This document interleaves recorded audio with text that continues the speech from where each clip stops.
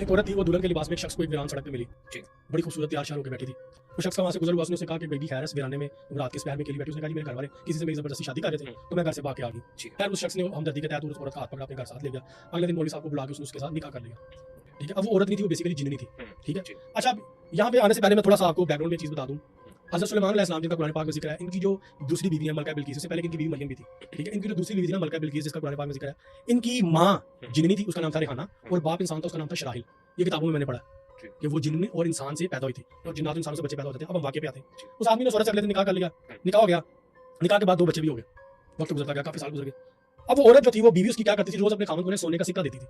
सोने का सिक्का 7-8 साल गुजर गए। अब उस इंसान के, उसके शख्स के ज़हन में एक सवाल पैदा हुआ कि ये सारा दिन घर रहती है, ये कहीं जाती नहीं, सोने का सिक्का कहाँ से लाती है? ठीक उसने ना अपनी बीवी की तहकीक करनी शुरू की। पूरी उसने तहकीक की, उसको कोई सबूत नहीं मिला।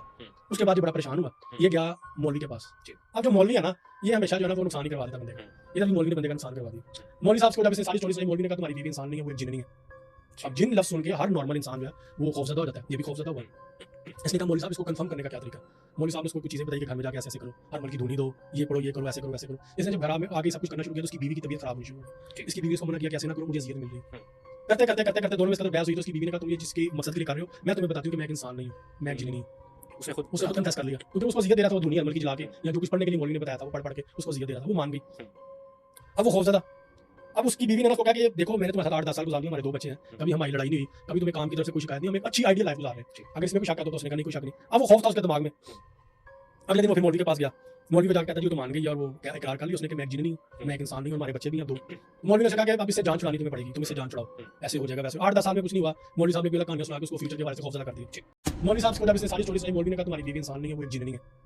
अब जिन लफ्ज़ सुन के हर नॉर्मल इंसान जो है वो खौफज़दा हो जाता है। ये भी खौफज़दा हुआ। इसलिए कहा मौलवी साहब इसको कंफर्म करने का क्या तरीका? मौलवी साहब ने उसको कुछ चीज़ें बताई कि घर में जाके ऐसे करो, हर मल की धुनी दो, ये पढ़ो, ये करो, ऐसे करो, वैसे करो। इसने जब घर में आके सब कुछ करना शुरू किया, तो उसकी बीवी की तबीयत खराब होनी शुरू हो गई। इसकी बीवी ने उसको मना किया कि ऐसे ना करो, मुझे अज़ियत मिल रही है। करते दोनों में इस कदर बहस हुई, तो उसकी बीवी ने कहा तुम ये जिसके मकसद के लिए कर रहे हो, मैं तुम्हें बताती हूँ कि मैं एक इंसान नहीं हूँ, मैं एक जिन्न नहीं हूँ। उसने खुद उसने खुद कन्फेस कर लिया, क्योंकि उसको अज़ियत दे रहा था वो दुनिया अमल की जला के, या जो कुछ पढ़ने के लिए मौलवी ने बताया था वो पढ़ के उसको अज़ियत दे रहा था, वो मान गई। अब वो खौफज़दा। अब उसकी बीवी ने उसको कहा कि देखो मैंने तुम्हारे साथ 8-10 साल गुजार दिए, हमारे 2 बच्चे हैं, कभी हमारी लड़ाई नहीं हुई, कभी तुम्हें काम की तरफ से कोई शिकायत नहीं, हम एक अच्छी आइडियल लाइफ गुजार रहे हैं। अगर इसमें कोई शक है तो उसने कहा नहीं, कोई शक नहीं। अब वो खौफ था उसके दिमाग में। अगले दिन वो फिर मौलवी के पास गया। मौलवी को जाकर कहता जी तो मान गई, और वो इकरार कर लिया उसने कि मैं एक जिन्न नहीं हूँ, मैं एक इंसान नहीं हूँ, हमारे बच्चे भी हैं 2। मौलवी ने कहा कि अब इससे जान छुड़ानी तुम्हें पड़ेगी, तुम इससे जान छुड़ाओ, ऐसे हो जाएगा वैसे। 8-10 साल में कुछ नहीं हुआ। मौलवी साहब ने भी कहानियां सुना के उसको फ्यूचर के बारे में खौफज़दा कर दिया। वो खौफज़दा हो गया। मौलवी साहब ने कहा तुम जाके ऐसे करो तो ये भाग जाएगी, तुम्हारी जान छोड़ देगी। वो साहब घर वापस आए। मौलवी साहब ने जो तरीका बताया था वो तरीका उन्होंने अपनाया, और जो कुछ करने को कहा वो सब कुछ किया। तो उसकी बीवी ने कहा तुम ये सब कुछ कर रहे हो तो मैं हमेशा के लिए चली जाऊंगी, मैं वापस यहाँ नहीं रुक सकूंगी। उन्होंने कहा हाँ तुम चलिए, जान छोड़ो मेरी। अब जब वो औरत गायब हुई ना सारी रेमेडीज करने के बाद, तो वो बच्चे भी गायब हो गए। बच्चे भी गायब हुआ, वो सर पीटने लग गया। तो क्या डॉक्टर साहब बच्चे भी जिन थे? हाँ बच्चे भी जिन थे।